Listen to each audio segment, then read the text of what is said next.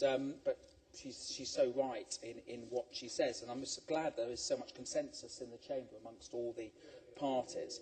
Now, okay, last intervention after Carrie. I thank you, James. You've been very generous. I think the honourable lady's point about the FSB is really important, but I think the impact, we can't underestimate, and the Ombudsman certainly isn't, the impact that fuel prices have on workers. In my constituency, we have a very low-wage economy, a large rural area, and we've had an announcement today that our bridge tolls are going to go up to £3 each crossing Humber Bridge. So actually, what that all conspires to do is to put people off actually looking for work because they can't afford to get to work. Well, this is my whole point, that actually the high fuel prices are becoming part of the poverty trap, and they are a disincentive for people to get back into work, despite all the excellent government programmes the government's doing on the work programme and so on. But thank you for raising that. Now, long-term stats from the Department of Energy and Climate Change show that in 1970 we used 25 million tonnes of petroleum in the transport sector. This has risen year on year and doubled to 50 million tonnes today. But despite the UK being a net exporter of petroleum products, and despite the fall in the international oil price, our petrol prices are still sky high. In January this year, members of the Federation of Small Businesses said that if petrol prices continue to rise, 62% would be forced to increase their prices, risking inflation. 1 in 10 may have to lay off staff. 26% would be forced to freeze wages. 36% would have to reduce investment in new products and services, and 78% would see their overall profitability in jeopardy. Now, taxation is just part of the problem. Another major concern is transparency.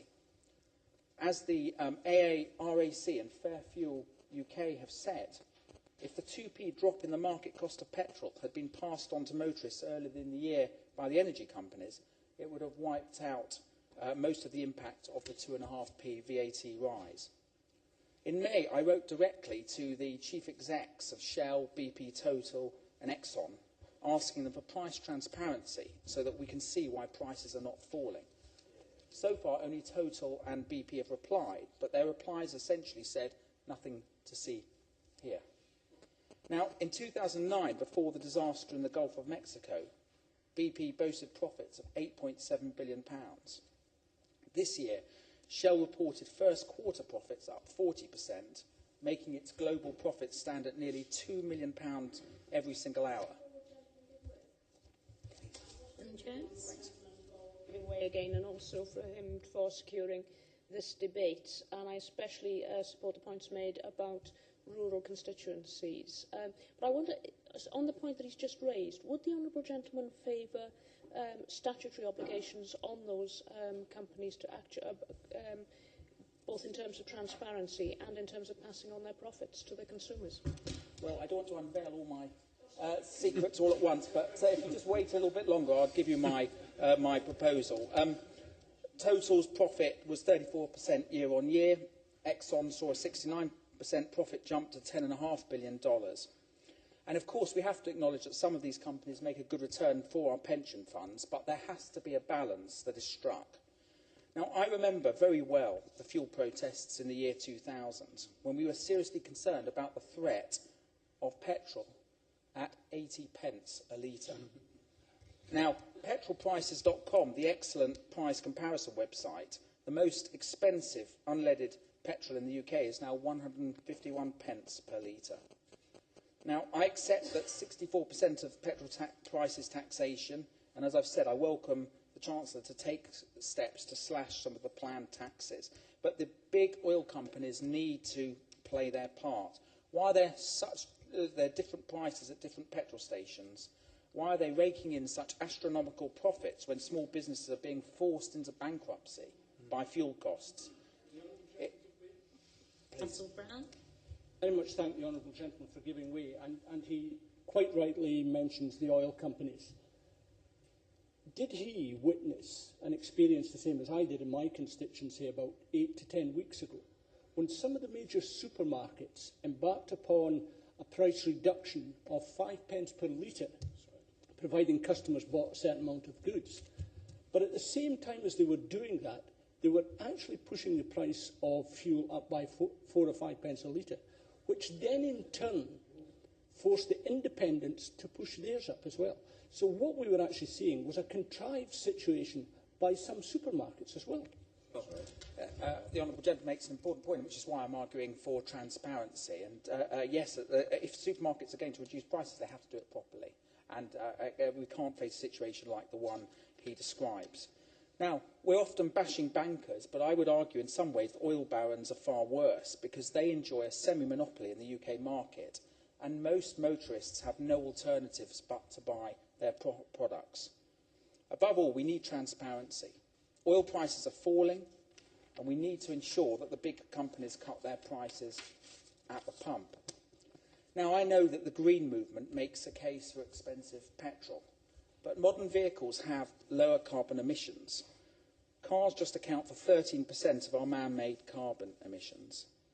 And I would argue, some of you might say controversially, that environmentalism sometimes can become a luxury for the rich, with no substantive answers other than regressive taxes on energy. And it's all too easy, in the name of saving the planet, for the wealthy to insist that the poorest families should pay more in petrol taxes, gas and electricity bills. The impact of high fuels is particularly severe on road freight companies, a major employer in Harlow. And road freight carries nearly 97% of everything we eat, wear or build with. High and rising fuel costs force the road freight companies to try and pass on the extra costs, and this stokes up inflation. If they fail to pass the increased costs on, they go bust. But the road freight companies face a further cruel impact that the UK Green lobby must consider. Fuel duty levies on the continent are about 24p lower per litre than in the UK. Therefore, hundreds of thousands of foreign lorries pour into the southeast of the UK and undercut UK hauliers, as has been described. And these foreign trucks pay no road tax here, although I welcome government plans to introduce a £9 a day charge, although I think it should be a lot more. They pay no fuel tax, and as their tanks are big enough to last a week, and they buy all their fuel abroad. And they pay no employment taxes. They simply come into the UK, drive our UK freight companies out of business, and pay nothing to the Exchequer. I've got to make progress, so I hope the Honourable Gentleman will forgive me for not giving way at this time. So was it you who wanted to? I'm sorry, you haven't said anything, so I thought it was... Well, I'm grateful to the gentleman for giving way and congratulate him on securing this debate. And he's making some very important points about green taxation. I'm a supporter of green taxation, but does he agree with me that they should be linked to clear environmental criteria? Because if they're not, they will lose public confidence. That would be a big crisis for the Exchequer and for our environmental policy. Yes, of course there should be some environmental criteria, but as I said, I think that too often people have their heads in the clouds and they do not realise how ordinary people who have to use their van to go to work, who have to drive their truck to do their job, who have to drive their minicab, who have to drive their kids to school, and their heads are so in the clouds they've got no idea how the petrol prices, low petrol prices will make a huge difference to ordinary people on the street. So what is to be done? Well, I believe in competition and choice. When a market is cornered by vested interests and semi-cartels, such as big oil companies, then it's right for the government to establish the conditions for a fairer market. We need a fuel rebate so that when the oil price falls, big companies face a choice. Either cut prices, or the government will continue to impose a windfall tax on profits and use the money to cut petrol prices anyway. That's the answer to my honourable friend. This would be the solution to the great British petrol rip-off. Instead of them having us over an oil barrel, it would keep companies honest and stop them from profiteering at the expense of small businesses and families on the breadline. Secondly, we must commit to no more petrol tax rises in this Parliament. The government, I believe, is pro-business and pro-growth and has already committed to scrapping the fuel duty escalator, which was pushing prices above inflation. And the Chancellor's delayed inflationary rises by a year for the next 2 years.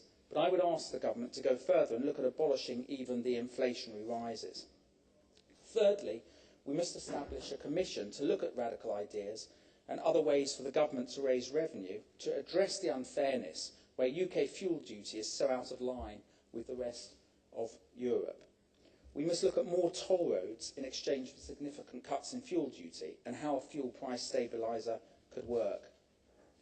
In conclusion, Madam Chairman, we must have fair fuel reform.